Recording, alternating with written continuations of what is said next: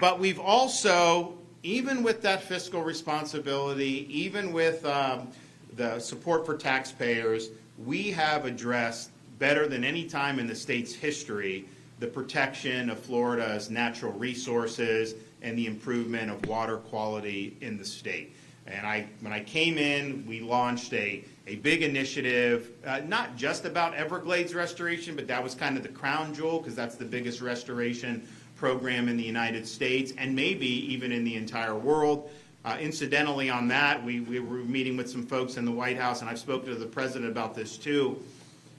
Our projects that we do for Everglades restoration, we do them much quicker than the Army Corps of Engineers does. You remember with SERP, it's like a 50-50 cost share. This was 25 years ago. The feds are going to do, we're doing our part.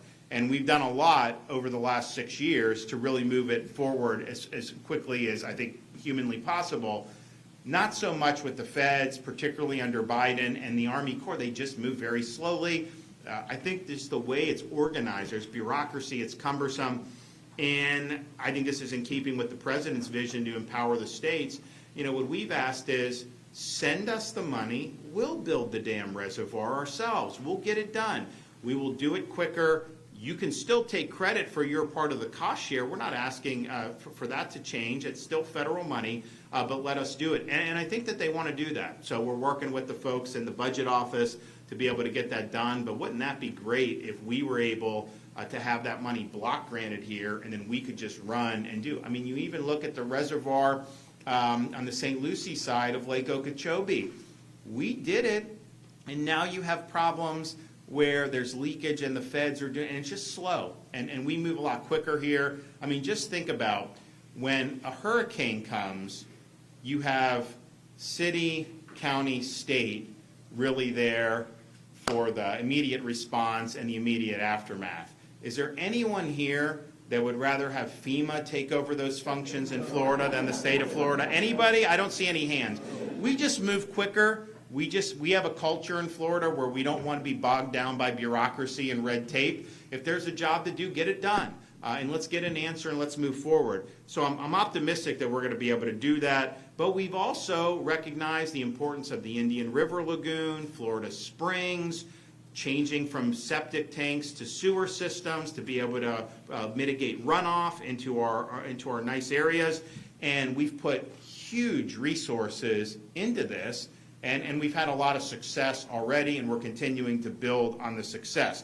And so that's why we're here, because we are going to be announcing major grants, or we are announcing major grants to improve water quality and water quantity across the state of Florida. And I'm proud to say that we are awarding $389 million in these grants, and this includes $189 million in water quality improvement grants. So this was, the legislature decided to put some of these the water quality program in we get money from the Seminole tribe for the revenue share to put this in to where every year you would just have it earmarked that this would go to these grants.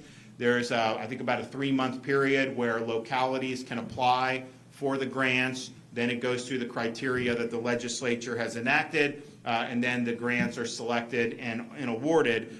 So we're happy to be able to do that. These are going to make a big difference across the state of Florida. We're also pleased to award $55 million to expand alternative water supply projects. Now, we've got a lot of water issues in Florida that we deal with. Making sure we have adequate water supply is sometimes overlooked, but it's something that's important.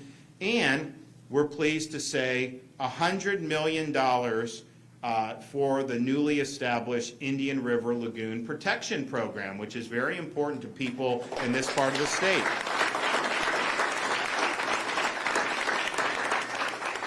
So this is the most biologically diverse estuary in all of North America, and it's a key economic driver both for the region and the state. With today's awards, we've now invested nearly $500 million in water quality improvements in this area alone since I became governor in 2019. The selected projects will provide the community with funds to upgrade wastewater facilities, convert septic systems to sewer, and reduce harmful runoff into the Indian River Lagoon, and we're really excited about that, and I want to thank everybody that's been involved with that. We're also doing $25 million to the Caloosahatchee Watershed Grant Program to reduce nutrients from depositing into the Caloosahatchee River and estuary. These investments support our communities and support our larger Everglades restoration projects, and we are going to have the reservoir on the western side of Lake Okeechobee completed. When is that scheduled? Pretty soon. Yeah, so for July. So you will have that completed reservoir. You have the reservoir that we have completed on the eastern part of Lake Okeechobee that the feds are still kind of, what do we know? What's the timeline on the feds finishing whatever remediation they have to do? This decade? He's being a little facetious, but I could ask them, we could take that over too probably, right? Yeah, okay. Well, maybe we'll do that one too. But what you'll have, and then we have the reservoir south of Lake Okeechobee, which is the one we want to build. So we already did the stormwater treatment area from that ahead of schedule. We want to have the full reservoir, which the Army Corps is in charge of doing. And we're just saying, just give us the grant. We'll go ahead and plow forward and do that. But you'll be in a situation where if that lake gets too high, they can put money in send the water to these reservoirs, clean it, and then let it flow. And there's not going to be any problems with these algae blooms or anything like that. So, and on the Caloosahatchee, 2018, that was before I was governor, they had a lot of problems with the algae. We've had a lot of problems on the east coast of Florida in 2016 in particular. It has gotten a lot better, partially when President Trump was in the first time. I asked him, can you please ask the Army Corps to manage, because we don't do the lake. When water is discharged, that's the Army Corps. I was like, can you please have them manage it better so that they're not spewing this algae into the estuaries? And they did change the way they did it. And I know they worked a little bit differently when Biden was president, but we feel like we're in a much better spot on that. But both sides of Lake Okeechobee are really, really important. We're also pleased to announce $20 million to support the Biscayne Bay Water Quality Improvement Program. This will expedite water quality improvements and will reduce nutrients flowing into the bay. That's a very important treasure for people in the Miami region, and we've been very supportive of helping Biscayne Bay for the entire time that I've been governor. So the projects that I'm announcing today will reduce harmful nutrients in our water, and they're projected to remove more than 1.1 million additional pounds of nitrogen and 286,000 additional pounds of phosphorus each and every year. That's a big, big improvement. These efforts will help communities upgrade wastewater treatment, improve stormwater systems, and connect septic systems to sewer lines, all to keep our water cleaner and healthier. Now, we are now in the midst of a legislative session. I have proposed in the governor's recommended budgets $550 million to continue advancing water quality improvements and another $60 million to expand our alternative water supply efforts even further. We have shown a commitment to being good stewards of the state's natural resources, but we also recognize how this contributes to both our way of life and our economy. And it's really been the lifeblood of our economy when people want to come, and they come from all over the world to be able to enjoy fishing and boating and all the things that Florida has to offer.